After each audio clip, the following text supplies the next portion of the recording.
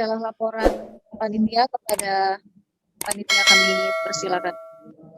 Assalamualaikum warahmatullahi wabarakatuh. Waalaikumsalam warahmatullahi wabarakatuh. Selamat pagi, salam sejahtera bagi kita semua. Yang saya hormati Ketua Umum FGTIKNAS, Bapak Purwanto SPD Eskom MPD. Yang kami hormati rekan-rekan panitia di kegiatan webinar ini. Yang kami hormati rekan-rekan pengurus dari tingkat presidium, DPP maupun DPD yang saya hormati. Yang kami hormati narasumber yang sudah hadir di tempat ini. Yang pertama ada Dr. Yogi Anggraena MSI dari Pusat Kurikulum dan Perbukuan BSKAP.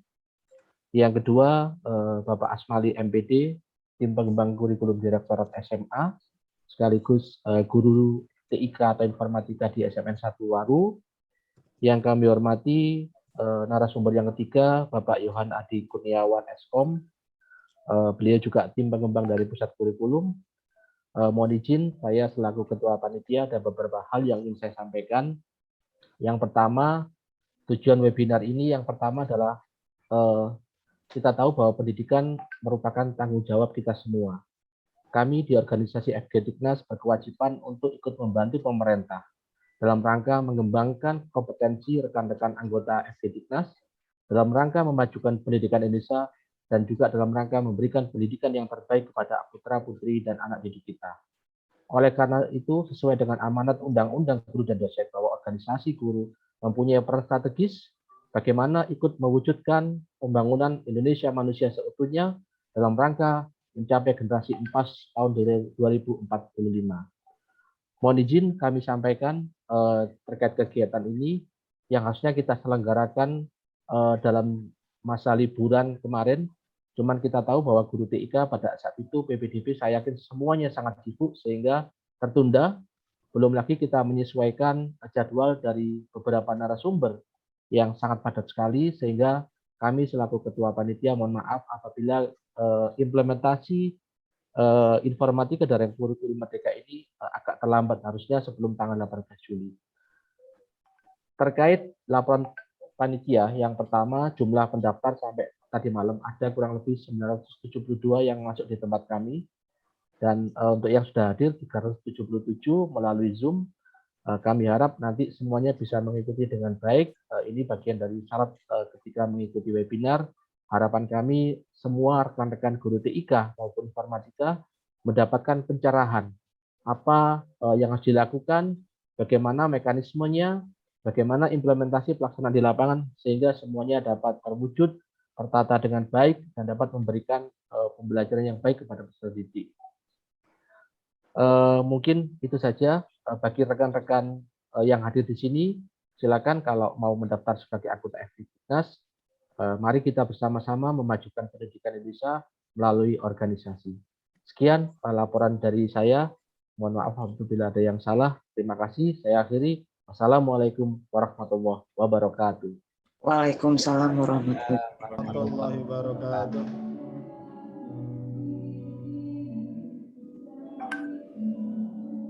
Baik, terima kasih kepada Ketua Panitia Bapak Iqbal Rosadi STM. Selanjutnya adalah kata sambutan dari Ketua FGTIKNAS kepada Bapak Purwanto SPD Eskom MPD, kami persilakan. Bismillahirrahmanirrahim. Assalamualaikum warahmatullahi wabarakatuh. Waalaikumsalam warahmatullahi wabarakatuh. Yang saya hormati rekan-rekan pengurus di presidium, di DPP dan di DPD. Yang saya hormati para narasumber yang sudah hadir di Zoom ini. Sahabat kita Pak Yogi, sahabat kita Pak Asmali, dan sahabat kita Pak Yohan. Serta Bapak Ibu Guru TIK Informatika yang keren-keren luar biasa di seluruh Indonesia. Pertama, marilah kita panjatkan puji syukur kepada Allah Subhanahu wa taala atas limpahan rahmat, taufik dan hidayahnya. Pada hari ini kita masih bisa beraktivitas positif dalam dunia pendidikan dalam keadaan sehat walafiat. Salawat serta salam kita aturkan ke junjungan Nabi besar Muhammad Sallallahu Alaihi Wasallam, yang kita harapkan syafaatnya nanti di yaumul akhir. Bapak Ibu, yang pertama saya sampaikan terima kasih kepada teman-teman panitia. Di tengah kesibukan luar biasa, beliau-beliau panitia ini masih menyempatkan diri untuk berkecimpung, ikut memikirkan nasib teman-teman kita, terutama dalam hal implementasi kurikulum merdeka. Bagi saya, guru TIK itu memang harus sibuk, guru TIK itu harus multitasking. Guru TIK itu memang keren gitu kalau bahasa saya. Kalau nggak sibuk, kalau nggak multitasking, kalau nggak nyambi sana sini, bahkan menurut saya itu bukan guru TIK informatika kalau dalam bahasa saya. Saya yakin ini teman-teman ini yang di kiri Zoom apa, di kanan Zoom apa begitu. Dan itu adalah udah branding kita begitu. Baik Bapak Ibu, saya sangat mengapresiasi ini teman-teman punya inisiatif mengadakan kegiatan ini. Saya hanya berpesan satu hal, ya, bahwa kurikulum merdeka ini adalah jawaban bagi saya ya, jawaban terhadap berbagai permasalahan di dunia pendidikan di Indonesia, terutama pasca kita kena pandemi kurang lebih 2 tahun. Wabil khusus lahirnya kurikulum merdeka ini juga jawaban atas permasalahan guru TIK, mapel TIK yang selama beberapa tahun ini walaupun sudah ada solusi juga masih secara implementatif masih ada kendala-kendala. Maka nanti dengan lahirnya kurikulum merdeka ini diharapkan inilah salah satu solusi atas berbagai permasalahan yang selama ini muncul. Bapak Ibu guru informatika yang ada di seluruh Indonesia, saya titip pesan bahwa kurikulum merdeka itu kalau dalam bahasa saya, dalam tanda petik adalah menantang. Jadi kalau bagi guru lain, informatika ini menantang. Kalau bagi guru TIK informatika, kurikulum merdeka ini menantang kuadrat, ya, menantang kali 2. Kenapa demikian? Karena begini, kalau guru mapel lain itu, ya, secara konten dia tidak berubah, dia hanya perlu belajar beradaptasi bagaimana mengajarkan anak menggunakan pendekatan kurikulum merdeka. Hanya satu tantangannya, yaitu belajar mekanisme atau struktur kurikulum merdeka. Sedangkan guru informatika itu tantangannya 2. Yang pertama bagaimana kita beradaptasi dengan kurikulum merdeka. Yang kedua adalah bagaimana kita memperkaya konten informatika yang secara substansial jauh lebih dalam, jauh lebih luas daripada TIK yang selama ini kita geluti. Sehingga ada 2 hal besar yang menjadi tantangan kita, yaitu bagaimana kita memperkaya dan memperdalam konten. Yang kedua adalah bagaimana kita beradaptasi dengan stylenya kurikulum merdeka. Di mana di dalam kurikulum merdeka itu ada substansi-substansi, ada filosofi-filosofi, ada paradigma-paradigma yang berbeda dibanding kurikulum sebelumnya. Bahkan secara implementatif nanti ada pendekatan-pendekatan proyek dan sebagainya. Ingat proyek ini dalam sejarah kurikulum Indonesia kita belum pernah punya. Kita belum pernah menerapkan konsep ini. Nah, maka dari itu saya pesan ke teman-teman, satu kata yang paling pas untuk menggambarkan bagaimana sikap guru informatika terhadap kurikulum merdeka ini adalah bagaimana menjawab tantangan itu. Jadi itu clear, kita punya tantangan. Kurikulum merdeka ini menantang bagi siapa saja. Menantang kuadrat bagi guru TIK informatika. Jadi bagaimana kontennya dan bagaimana pendekatannya. Maka saya nanti sangat berharap kepada Mas Yohan, kepada Pak Cak Mali, ya, pada Pak Dr. Yogi, sahabat kita, biar bisa memberikan pencerahan seluas-luasnya bagaimana sebaiknya guru TIK informatika bersikap terhadap kurikulum merdeka ini. Dan saya juga berpesan kepada peserta yang ada di Zoom ini, ya, tuangkan segala unek-uneknya, tanyakan segala permasalahannya sampai hal-hal teknis. Ya, mumpung kita kedatangan narasumber-narasumber yang luar biasa. Itu saja pesan dari saya. Saya hanya berpesan sekali lagi bahwa guru TIK guru informatika itu harus sibuk.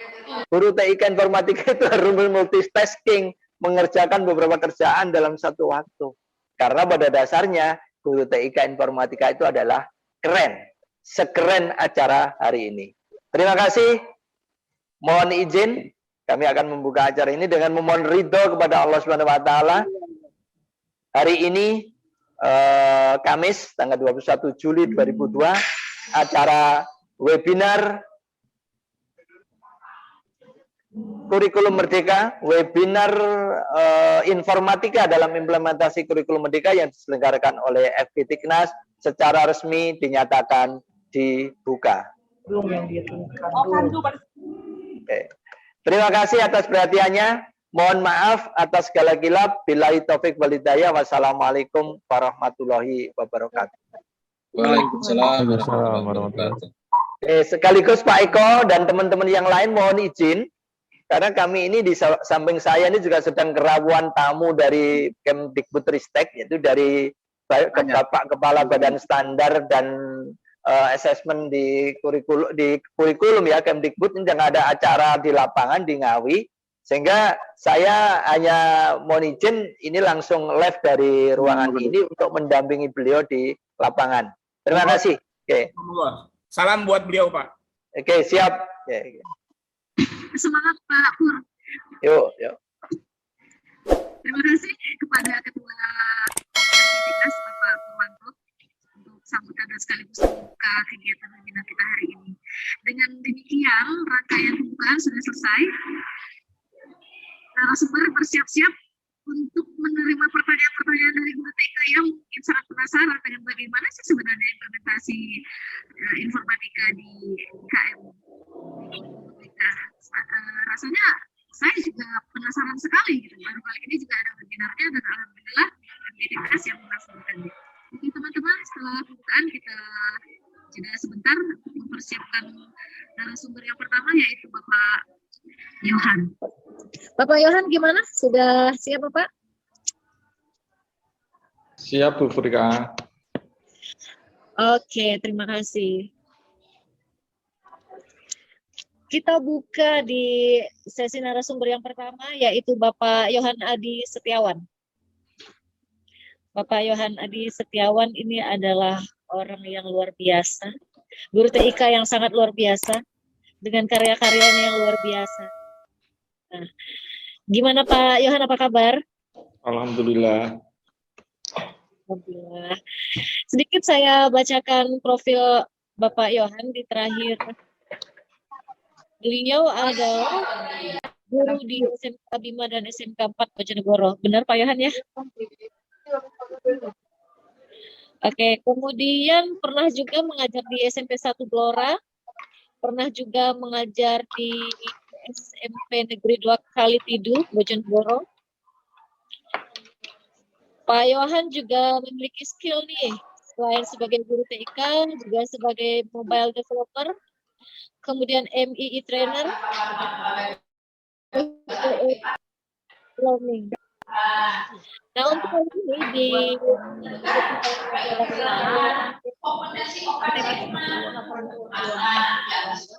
dipersilakan lanjut Pak.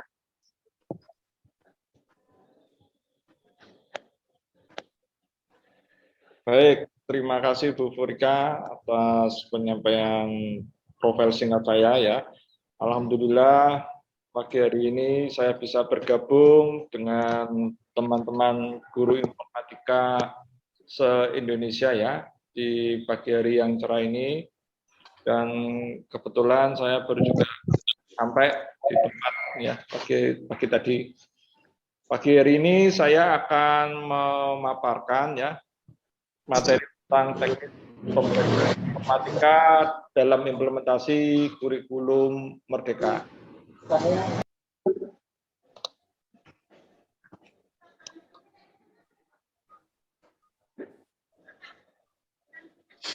Oke, sekilas tadi sudah disampaikan Bu Furika ya, nama saya Yohan Adi Setiawan, saya lahir di Bojonegoro 6 Januari 82 ya. Saat ini saya di sekolah SMP Negeri 2 Kalitidu, Bojonegoro, Jawa Timur ya. sebagai guru TIK.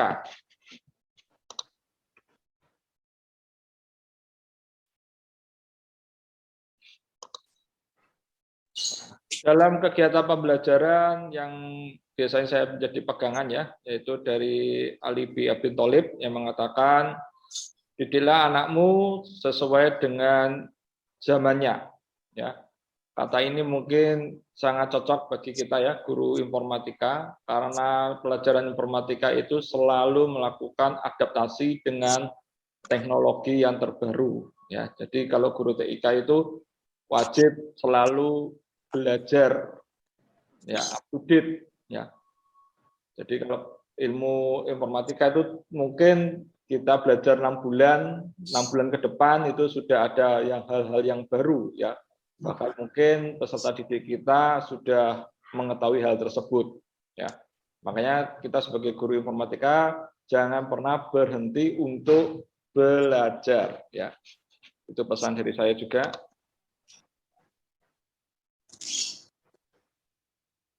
Oke, apa sih yang dipersiapkan guru informatika ya dalam kurikulum Merdeka?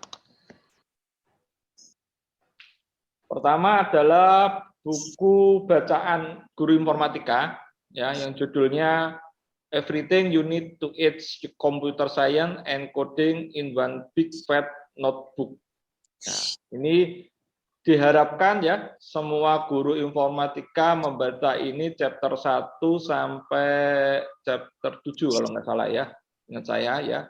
Ya meskipun agak berbahasa Inggris, tapi bacaannya ini cukup ringan ya, nggak seberat buku pembelajaran ketika mungkin zaman kuliah ya. Jadi ini bacaannya cukup ya. Ini ya.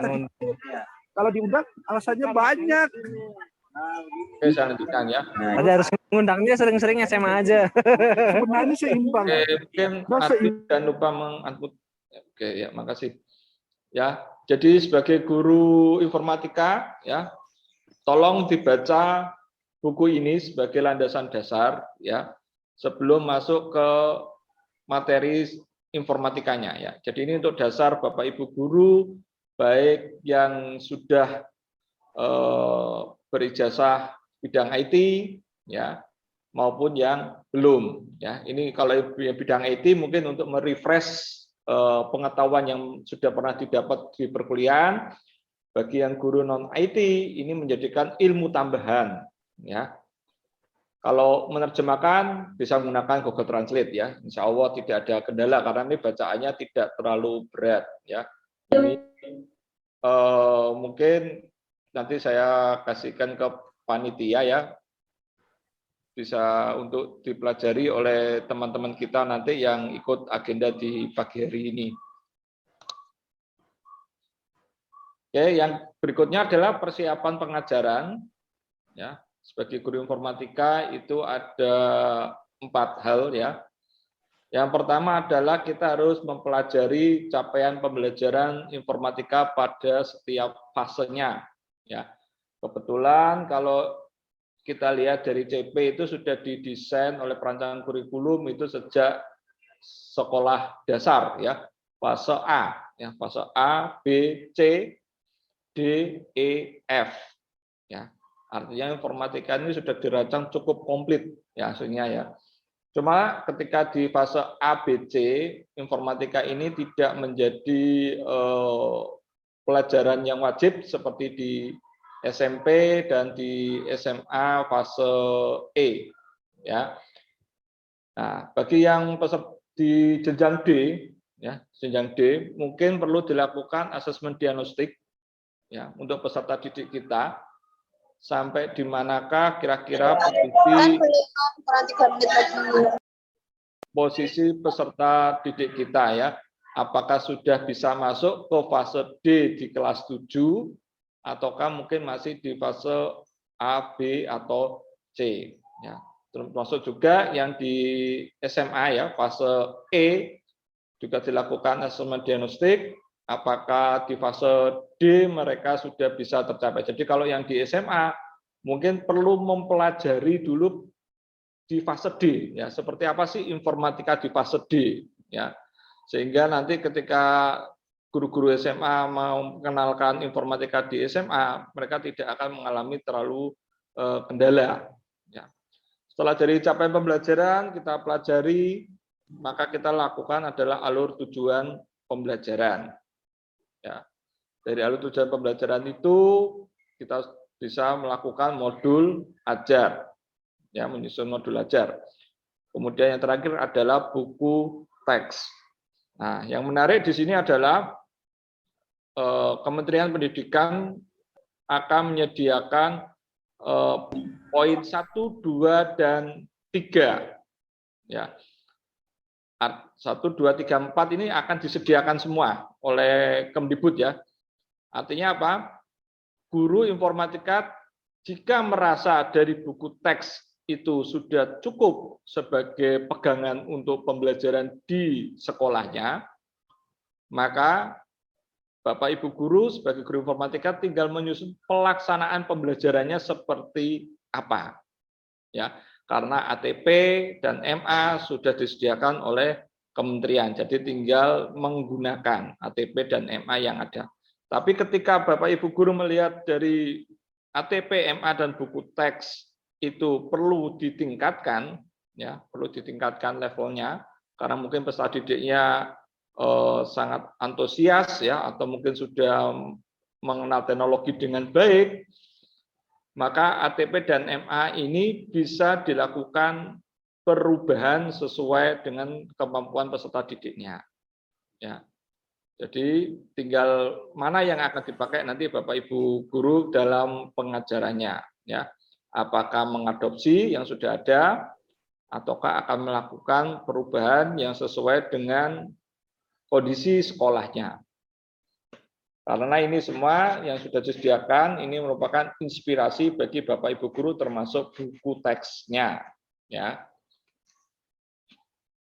Buku teks ada 2, yaitu buku guru dan buku siswa. Ya. Baca dulu buku guru, di dalam buku guru sudah cukup lengkap, ya, instruksi yang harus dilakukan oleh seorang guru informatika terhadap pembelajaran informatika di fase D dan di fase E, ya. Dan buku siswa berarti aktivitasnya peserta didik seperti apa. Oke, selanjutnya. Nah, ini yang membedakan informatika ya. Aktivitas mode pembelajarannya itu ada 2 penekanan, yaitu secara plug dan unplug, ya. Plug itu pengertiannya pembelajarannya bisa menggunakan teknologi informasi dan komunikasi, ya, seperti komputer, bisa menggunakan gawe, ya, atau bisa menggunakan tablet, ya. Plug menggunakan komputer, ya, dan kata lain menggunakan satu hal yang menggunakan ATK yang ada, ya. Karena aktivitas mungkin di luar lab mungkin seperti itu gambarannya, ya. Jadi tinggal kita membawa paradigma yang mana yang akan kita pakai. Nah, di sini kreativitas seorang guru informatika di challenge, ya, terutama bagi yang mungkin sekolahnya secara plug belum terpenuhi dengan baik, ya. Maka Bapak Ibu guru bisa memodifikasi pembelajaran tersebut menjadi unplug. Ya. Jadi misalnya aktivitas di buku ternyata kegiatannya plug, sementara saya nggak punya alat itu, maka barangkali mau panahan. Guru informatika melakukan modifikasi pembelajaran secara unplug, ya.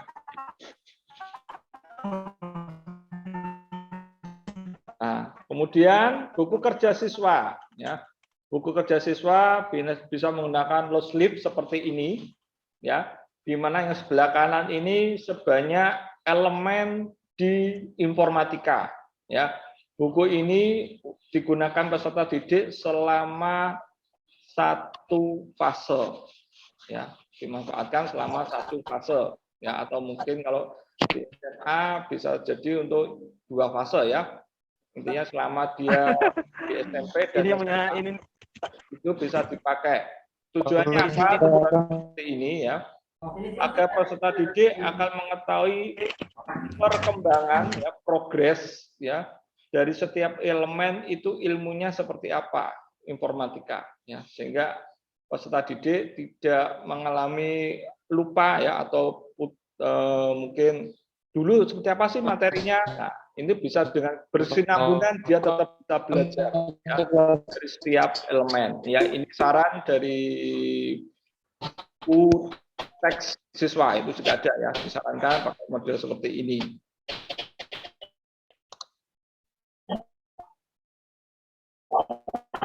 Baik. Kita akan memperdalam ya, informatika itu seperti apa. Pertama, kita harus membedakan ya antara TIK sama informatika. Ya, ini tolong mindset kita dirubah ya.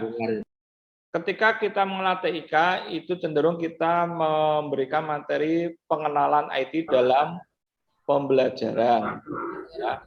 Sementara kalau di informatika itu kita akan mempelajari ilmu komputer berbasis STEM computational thinking. Ya. Jadi cukup berbeda antara TIK di kurikulum yang sebelumnya, ya, baik kurikulum 2006 maupun kegiatan kurikulum 2013 dalam bimbingan TIK, ya, dengan informatika. Ya. Mungkin yang kemarin di kurikulum 2013 sudah ditunjuk Kemdikbud untuk melaksanakan informatika, mungkin di kurikulum Merdeka ini penyesuaiannya tidak terlalu berbeda jauh. Ya. Adaptasi tinggal mungkin di sistem penilaian dan sebagainya, itu yang perlu dilakukan. Jadi tolong dibedakan bahwa materi TIK dan informatika berbeda. Ya. Kebanyakan materi informatika itu selain ilmu komputer, dia juga terhubung dengan ilmu pengetahuan dari bidang sains, bahkan juga ke bidang matematika. Pak Yohan, maaf, share screen-nya nggak jelas, burem ya? Oh, burem. Di sini ya, Pak. Nggak ada kendala sih. Coba yang lainnya. Buram, Pak. Di tempat nah, sekarang udah mulai enggak. Mungkin jaringan kali ya, Pak Yohan ya? Ya. Mbak Yohan, sama Bu ya. Mbak Yohan. Oke, ya, baik. Kalau sekarang sudah jelas ya? Wes jelas. Ya, udah jelas. Ya, jadi sebagai Bapak Ibu guru informatika, tolong bedakan ya, ketika pembelajaran jangan disamakan informatika seperti sebelumnya. Ya, informatika itu berbeda. Ya, jadi kita fokus ke bagaimana ilmu pentransferan ilmu komputer ya berbasis sains, teknologi, engineering, matematik ya dengan menggunakan computational thinking. Ya. Oke, selanjutnya. Nah, ini elemen pembelajaran informatika, ya. Dimulai paling bawah sebagai dasar pijakan kita, yaitu berpikir komputasional. Ya. Dari berpikir komputasional itu nanti kita akan memperdalami bagaimana melakukan dekomposisi, ya, pattern recognition, ya, sampai ke algoritma. Setelah itu peserta didik kita ajak ke pilar-pilarnya, ya. Pilar-pilar ilmunya apa saja? Yaitu yang sebelah kiri, yaitu SK, sistem komputer, ya. Kalau mungkin dulu di kurikulum 2013 mendapat informatika ini masih namanya teknik komputer, ya.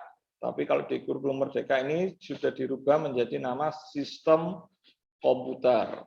Terus yang kedua adalah JKI, jaringan komputer dan internet, ya. Kemudian analisis data, AD, kemudian AP, algoritma dan pemrograman, terus DSI, dampak sosial informatika. Kemudian dari pilar-pilar itu dilakukanlah aktivitas dengan nama praktek lintas bidang dengan memanfaatkan TIK, ya, teknologi informasi dan komunikasi. Nah, yang menarik di sini adalah dijelaskan di buku panduan di CP, ya, capaian pembelajaran. Untuk yang di jenjang fase D itu ada 3 elemen yang tidak sampai di kelas 9 pembelajarannya. Ya, artinya cukup di kelas 7 dan kelas 8. ya. Mungkin yang bagi guru yang berbidang IT, tolong dibaca lagi ulang ya buku ini. Materinya itu apakah dalam ataukah cukup di permukaan? Ya, kadang kita berpikirnya terlalu dalam, ternyata materinya nggak sampai sedalam itu.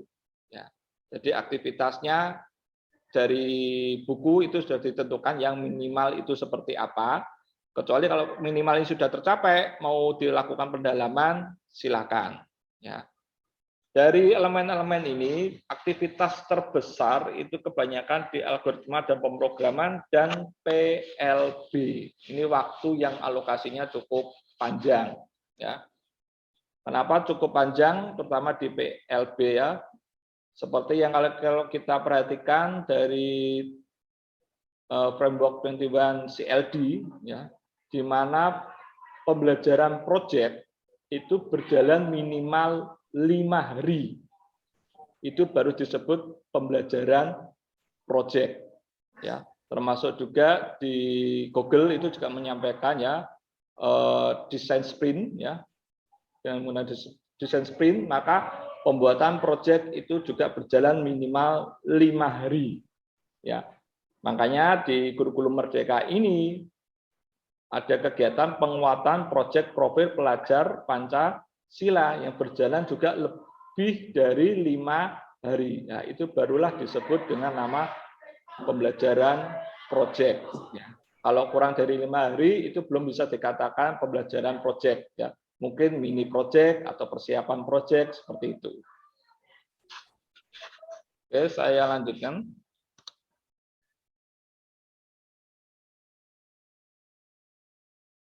Nah, bagaimana pembelajaran PLB di informatika ya?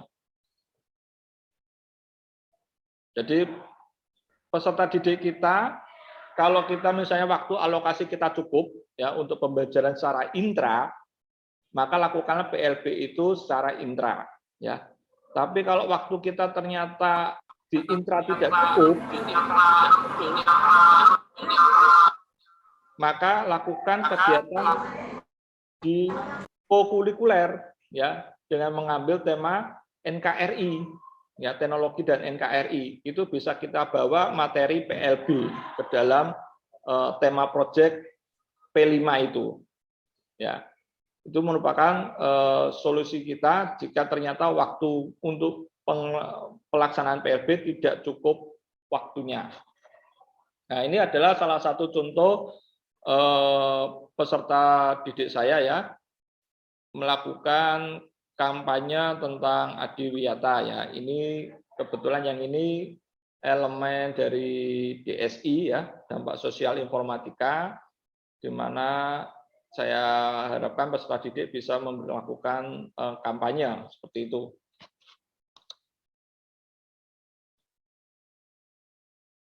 Nah, kalau di PLB final itu saya selalu melakukan seperti ini ya, di kurikulum 2013 termasuk nanti di kurikulum Merdeka, yaitu festival informatikanya ya. Artinya dari proyek yang dikerjakan peserta didik itu dilakukanlah nanti asesmen sumatifnya ya di akhir dalam bentuk festival ya, mirip kayak di P5 ya. Cuma ini kegiatannya tidak sebesar mungkin di P5 ya. Kegiatan ini saya mulai sejak kurikulum 2013 ya, saya rintis, dan presentasi ini tidak hanya peserta didik di dalam kelas dengan teman-temannya, tapi saya mengundang wali murid. Ya, wali murid saya undang untuk melihat presentasi anaknya. Ya, jadi anaknya nanti melakukan presentasi di depan orang tuanya. Ya, seperti ini kemarin hasil presentasinya ya. Jadi orang tuanya memperhatikan ya bagaimana presentasi anaknya terhadap proyek yang telah dia buat. Ya. Dalam PLB, ketika kita membuat sebuah proyek, itu kita fokus dalam tema. Ya. Temanya apa yang mau kita usung, seperti kayak di P5 ya, temanya apa yang kita usung, peserta didik kita motivasi untuk menyelesaikan tema tersebut. Ya. Jadi seperti ini kemarin kita lakukan kegiatan dengan mengundang wali murid ya. Alhamdulillah dari aktivitas ini ya, respon wali murid cukup positif ya. Mereka sangat antusias sekali ya. Yang menarik adalah setelah kegiatan ini ya, di semester berikutnya pembelajaran, saya tidak terlalu banyak menyuruh peserta didik untuk belajar ya. Justru dia yang sering mencari gurunya untuk mencari ilmu tambahan. Ya. Bahkan dia minta, Pak, saya mau minta jam tambahan untuk belajar. Ya. Saya bilang silakan ya. Saya kosong di jam sekian. Jam istirahat atau jam akhir sekolah. Ya. Dan dia belajar bersedia tanpa ada paksaan ya. Dia menikmati pembelajaran tersebut. Ya, artinya bawalah pembelajaran ini senyaman mungkin bagi peserta didik kita ya, sehingga dia merasa haus akan untuk belajar ya. Sehingga pembelajaran itu akan dinikmati dengan enjoy ya, nikmat sekali ya. Bahkan kita sebagai guru kita tidak mengalami kendala ya. Malah kita nanti yang akan terus ditanyain sama murid ya. Agenda baru apa ini yang akan kita lakukan dan sebagainya seperti itu. Ya. Kalau untuk warga dulu kan ya 5 juta. Terus ini salah satu juga pengembangan ya, pengembangan di informatika kami di STEM ya. Ini kita bekerja sama dengan pihak universitas. Ini kebetulan kami bekerja sama dengan UPI di Bandung ya, Universitas Pendidikan Indonesia di Bandung ya. Ini presentasi tentang proyek, kalau mungkin nanti di fase D ini masuk di kelas 9 ya. Proyeknya ini ya, di kelas 9 tentang Arduino ya. Tentang Arduino. Ini dia mempresentasikan, dan menariknya ketika peserta didik kami ya waktu itu yang kelas 9, ini juga kelas 9 yang presentasi, mereka tidak pede ya. Pak, saya tidak pede Pak ya. Karena murid-murid yang lain itu dari kota yang cukup maju menurut mereka ya, yaitu rata-rata dari anak Bandung ya. Terus yang kedua, mereka bilang, Pak, bahasa Inggris saya kurang bagus. Ya, jadi waktu presentasi ini juga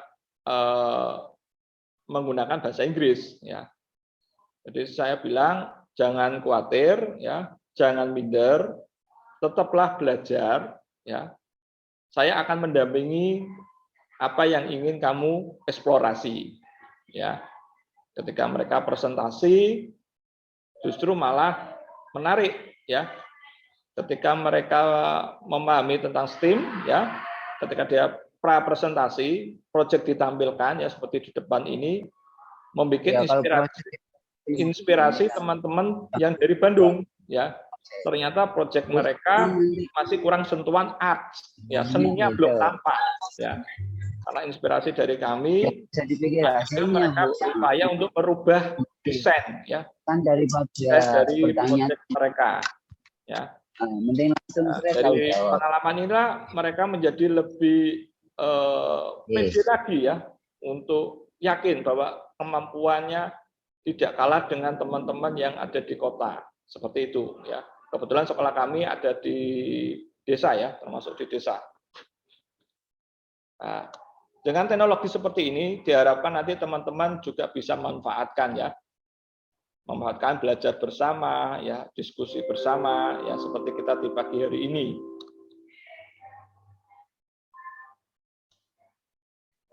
Oke, kesimpulan yang dapat saya ambil ya dari persiapan ini ya, implementasi IKM informatika, yang pertama yaitu pelajari CP dan MA yang sudah disediakan Kemdikbudristek ya.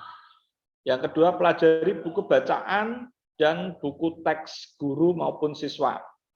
Ya.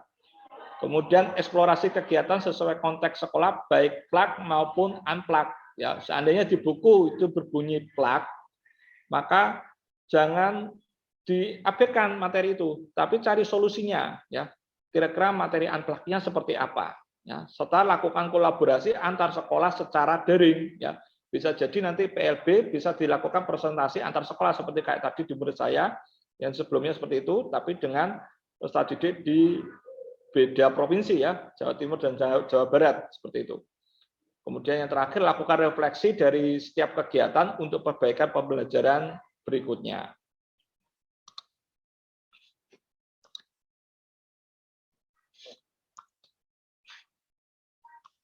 Oke, demikian presentasi dari saya. Untuk selanjutnya saya serahkan ke moderator Bu Furika. Oke, terima kasih Pak Yohan. Kita bisa langsung buka sesi diskusi kalau ya Pak ya, tanya jawab. Ya. Baik. Baiklah, dipersilakan bagi teman-teman guru TIK Informatika. Kira-kira mungkin ada pertanyaan yang tersirat di benak, silakan ditanyakan ke Pak Yohan. Ada narasumber yang bisa kita gali. Silakan Pak Wardi Akmal. Pak Wardi Akmal, duluan tim. Bu, silakan Pak. dengar suara saya Bu? Cukup jelas Bapak. Cukup jelas. Bismillahirrahmanirrahim. Assalamualaikum warahmatullahi wabarakatuh. Waalaikumsalam. Waalaikumsalam warahmatullahi wabarakatuh. Terima kasih waktu yang diberikan. Satu pertanyaan saja, Pak.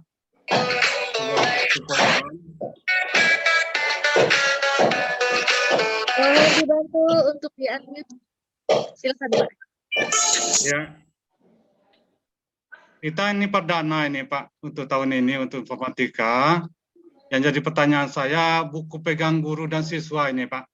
Kemarin kita waktu lokakarya Bendahara Bos sendiri bingung buku apa yang mau dibeli gitu. Sementara ada informasi salah satu penerbit ini tidak dibolehkan bukunya untuk dibeli. Barangkali Bapak bisa informasikan di sekolah Bapak buku apa yang dipakai, penerbitnya apa. Itu saja Pak, terima kasih. Assalamualaikum warahmatullahi wabarakatuh. Waalaikumsalam. Ya, baik Bapak ya, Bapak Wardi.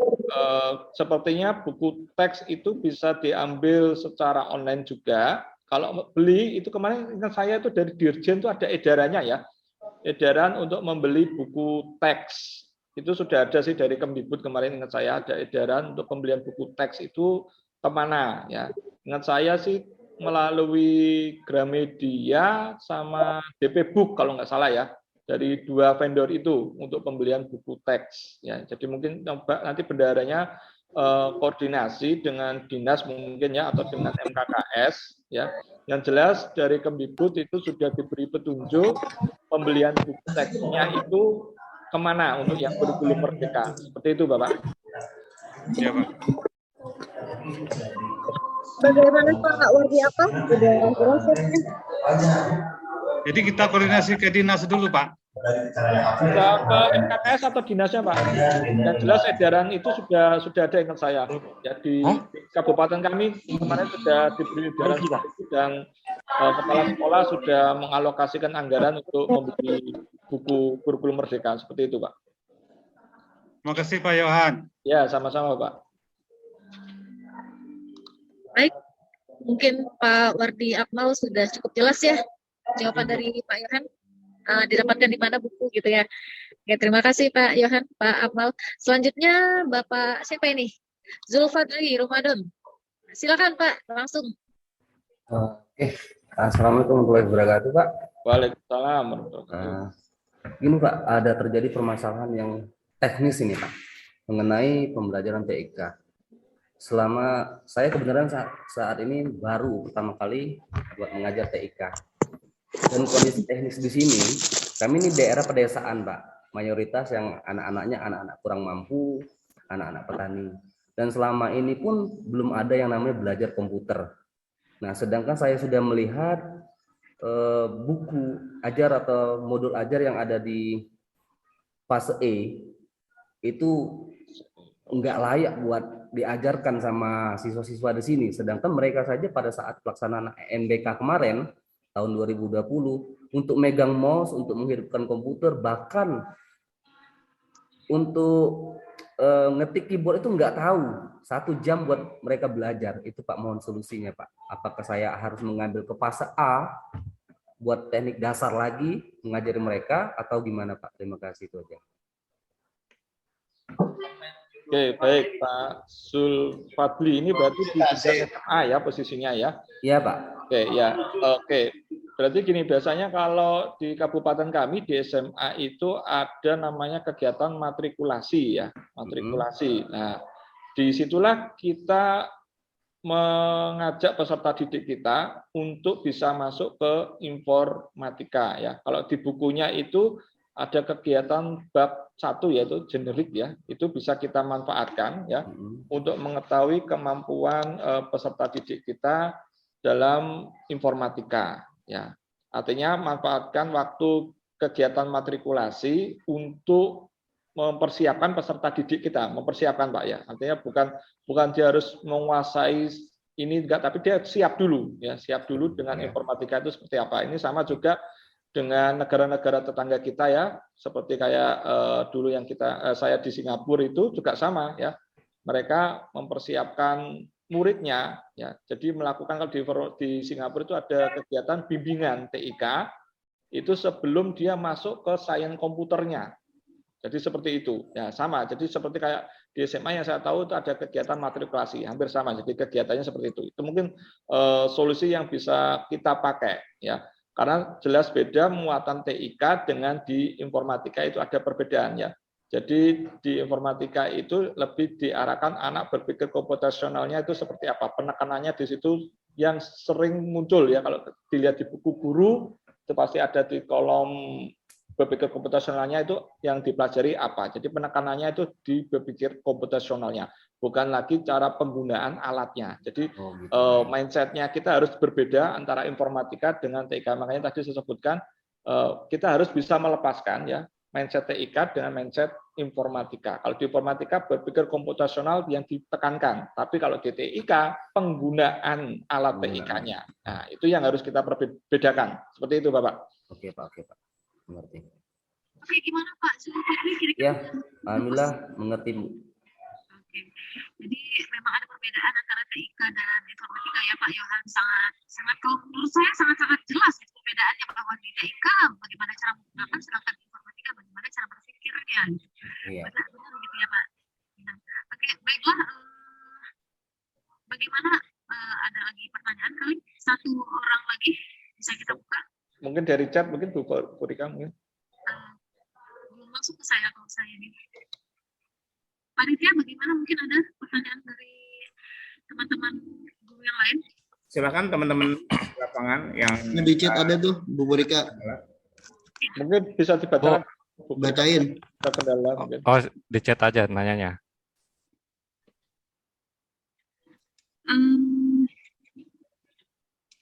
Di chat ya. Bapak panitia, Bapak Ibu panitia mungkin bisa dibantu. Pak Indra mungkin bisa kalau mau nanya langsung boleh Bapak Ibu, silakan kalau mau nanya langsung boleh. Oke, iya. Di chat ini akan dibacakan, yang di chat, yang sudah ngechat akan dibacakan gitu maksudnya. Oke, Pak Diki itu. Oh, ini ada Bapak Diki SMA IT. Silakan Pak Diki, langsung ke Pak Yohan. Cek 1 2 3, kedengeran nggak suaranya? Cukup jelas Bapak. Baik, assalamualaikum warahmatullahi wabarakatuh. Waalaikumsalam warahmatullahi wabarakatuh. Mau menekankan lagi terkait dengan perbedaan TIK dengan apa namanya tadi informatika ya. Jadi intinya kalau informatika tuh lebih ke arah coding ya gitu ya Pak. Berpikir komputasionalnya Bapak. Tapi kalau TIK lebih, kalau kayak penggunaan Microsoft Office atau apa namanya software itu TIK berarti ya? Ya, di informatika itu baru elemen TIK, baru bagian elemennya, ya belum menyeluruhnya. Jadi ada 8 elemen di informatika ya. Jadi informatika lebih luas ya, daripada TIK. Seperti itu. Soalnya saya lihat di buku itu dalamnya banyak coding banget gitu. Ini Bapak jenjang SMA. Oh ya, SMA kan yang kelas 11 itu lebih dalam lagi pemrogramannya. Oh ya, kalau buat kelas 10? Kelas 10 masih belum terlalu, hampir sama kayak SMP. Oh, bisa pakai SMP. Oh iya, siap. Oke, terima kasih Pak. Assalamualaikum warahmatullahi wabarakatuh. Ya, Pak Yohan, ini Pak Diki sahabat saya juga. Bagaimana Pak Diki? Alhamdulillah, sehat. Di awal bicara sama Pak Yohan, ini lebih apa biasa dulu dikasih. Oh iya iya. Oke, lanjut. Siap. Oke, baik. Yang lain silakan. Pak Diki sudah, Pak Diki turunkan. Izin boleh tanya? Siapa nih, Pak Ian? Boleh nanya, izin? Mas siapa? Ini siapa ya? Nama. Halo, Assalamualaikum. Oh, Pak Ian. Pak Yusrian ya? Diresen dulu Ya, Pak mungkin. siap. Pak Yusrian. Iya. Assalamualaikum warahmatullahi wabarakatuh. Waalaikumsalam warahmatullahi wabarakatuh. Jelas, Pak Eko? Jelas.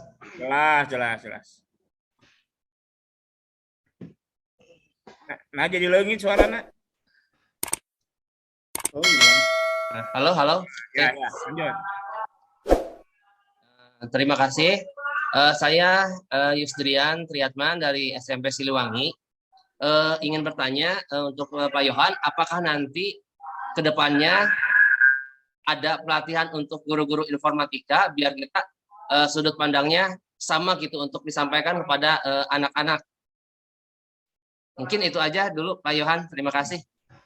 Oke ya, terima kasih Bapak. Ya, sama-sama.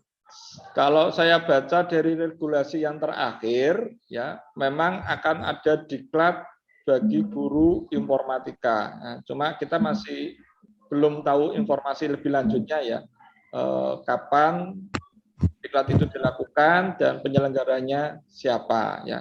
Yang jelas kalau saya baca dari CP yang terbaru kemarin di 2022 itu di bagian yang di informatika itu yang mengajar itu nanti kan akan dilakukan diklat informatika. Nah, itu yang jelas pasti akan ada. Cuma kapannya saya belum bisa menjawab ya, itu karena ranahnya di kementerian ya. Seperti itu Bapak. Siap, terima kasih Pak Yohan. Ya.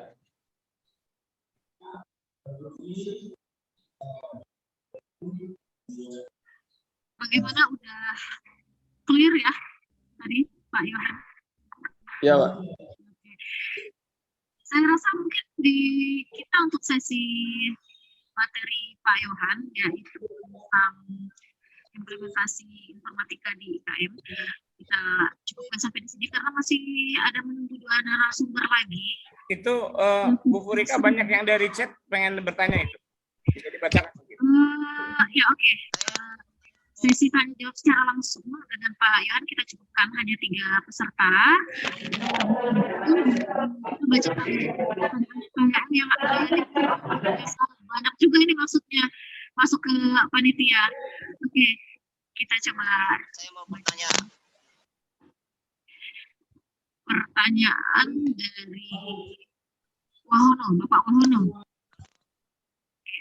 Gini pertanyaan dari Bapak Yono, pada mapel informatika capaian pembelajarannya ada 8 elemen.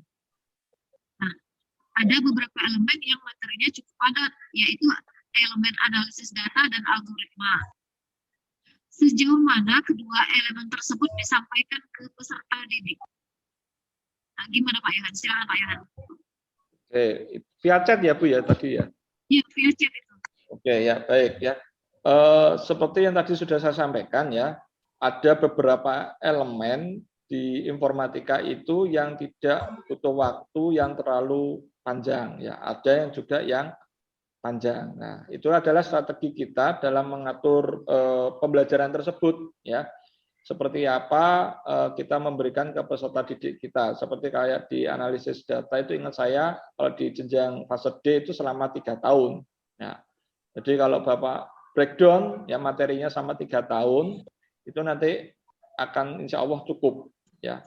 Biasanya kalau yang saya dengar dari teman-teman yang sudah sekolah penggerak itu kemarin mungkin masih pandemi ya, itu yang belum tersampaikan yaitu di elemen PLB justru ya. Kalau di elemen lain itu insya Allah sudah bisa tersampaikan ke peserta didik, tapi di elemen PLB mereka mengalami ketidakcukupan waktu, mungkin karena posisi pandemi ya. Jadi saya maklumi ya kalau itu mungkin bisa belum tercapai, tapi dari pengembang kurikulum itu kemarin disarankan kalau memang PLB tidak cukup waktunya untuk masukkan ke dalam P5 ya, yang tema NKRI itu. Ya, membangun teknologi untuk NKRI. Nah, disitulah informatika yang di PLB bisa kita masukkan. Seperti itu mungkin gambarannya, Bu Rika.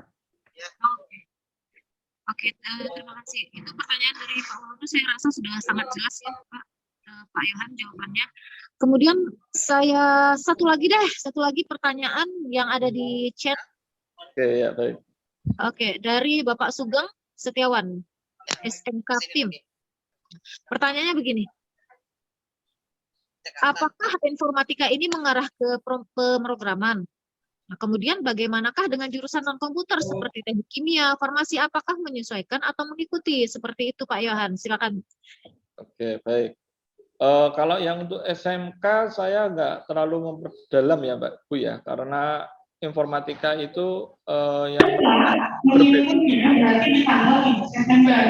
Ketika saya bertanya, lalu bagaimana dengan waktu yang diberikan? Yang di SMK perancangnya berbeda ya dengan yang di SD, SMP, dan SMA ya. Tapi kalau yang di SD, SMA itu lebih ditekankan ke berpikir komputasional. Baru nanti di SMA itu dilaporkan setiap hari. Jadi kalau itu ada yang on. Terima kasih. Lanjutkan. Pak. Mungkin nanti di SMA yang di jenjang F ya itu mungkin pemrogramannya lebih banyak. Tapi kalau mungkin ya kalau di SMK belum terlalu membuka detail ya. Mestinya kalau di SMK mungkin hampir sama, mungkin kayak di jenjang SMA fase E-nya ya, fase E di situ ya. Yang untuk yang kelas 10 itu mesti hampir sama, tidak terlalu jauh beda karena di SMK itu sudah ada penjurusan juga gitu ya. Artinya untuk jurusan-jurusan lain mungkin lebih ditekankan kalau bisa informatika di SMK ya berpikir komputasionalnya yang ditekankan ya. Cara berpikir komputasionalnya itu yang ditekankan ya. Jadi ke pemrogramannya mungkin tidak terlalu mungkin ya, karena di SMK sudah ada penjurusan. Kalau dia penekanan di berpikir komputasional, insya Allah di semua jurusan tidak akan ada kendala. Seperti itu mungkin gambarannya Bu Furika. Oke Pak Yohan, terima kasih udah dapat gambaran yang cukup. Gambarnya sangat cukup jelas bagi kami. Mudah-mudahan yang bertanya tentang apakah itu ada sangkut pautnya nanti ke pemrograman juga puas dengan jawaban dari Pak Yohan. Oke, baik Bapak Ibu Guru TIK yang saya banggakan, untuk sesi Pak Yohan kita stop dulu sampai di sini. Nanti kalau misalnya Bapak Ibu ada pertanyaan bisa langsung ke Pak Yohan kali Pak Yohan ya, nanti bisa di japri gitu kan, bisa di add mungkin sosial medianya gitu kegiatan kita Pak Yohan. Pastinya nanti Bapak Ibu akan mendapatkan jawaban yang lebih jelas lah ya, lebih jelas jika Bapak Ibu nanti ada waktu luang bersama Pak Yohan. Oke, untuk sesi Pak Yohan, saya rasa kita akhiri. Terima kasih banyak Bapak Yohan. Mudah-mudahan selalu sehat dan bahagia. Terima kasih. Pak, terima kasih. Assalamualaikum warahmatullahi wabarakatuh.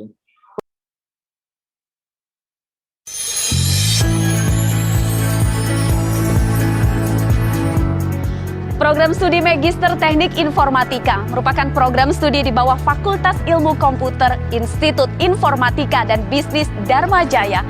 Program studi Magister Teknik Informatika berdiri didasarkan keinginan alumni dan stakeholder yang menyadari makin pesatnya perkembangan dan aplikasi teknologi ke dalam berbagai sektor pendidikan, pemerintahan, BUMN, dunia usaha, dan dunia industri.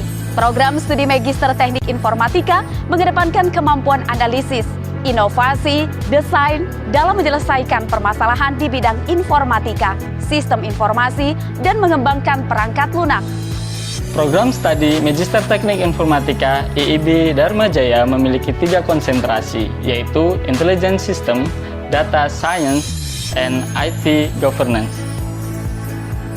Lulusan program studi MTI IB Dharma Jaya diharapkan memiliki kemampuan dan pengetahuan dalam bidang TI untuk membina karir sebagai manajer atau CIO dalam organisasi atau perusahaan yang akan memanfaatkan TI secara ekstensif. Kompetensi dan kemampuan yang menjadi sasaran program MTI IB Dharma Jaya adalah intisari pengetahuan dan keahlian dalam bidang TI, integrasi TI dalam fungsi dan dasar bisnis organisasi dan dukungan pada karir, kemampuan analisa dan pemikiran kritis, kemampuan berkomunikasi interpersonal dan bekerja dalam tim dalam lingkup bisnis atau organisasi. Sedangkan visi program studi MTI yaitu pada tahun 2024 menjadi komunitas teknik informatika yang berjiwa unggul dan mampu memberikan sumbangan, memiliki kualitas yang lebih baik melalui pengajaran, penelitian, dan pengabdian pada masyarakat. Sedangkan misi dari MTI yaitu menyelenggarakan pendidikan yang berkualitas untuk menghasilkan lulusan MTI yang berkualitas akademik unggul sesuai dengan bidang peminatan yang dipilih yaitu Intelligent System, Data Science, dan IT Governance. Lulusan MTI memiliki keahlian dan kemampuan analisis dan siap bersaing dalam pasar profesional dan siap menciptakan peluang kerja baru. Lulusan MTI mampu menyelenggarakan penelitian yang berorientasi pada keilmuan teknik informatika, memanfaatkan dan mengembangkan ilmu dan teknologi yang inovatif yang dapat memberikan sumbangan pada kualitas kehidupan yang lebih baik pada Tridharma perguruan tinggi. Bergabung dengan MTI IB Dharma Jaya, the best.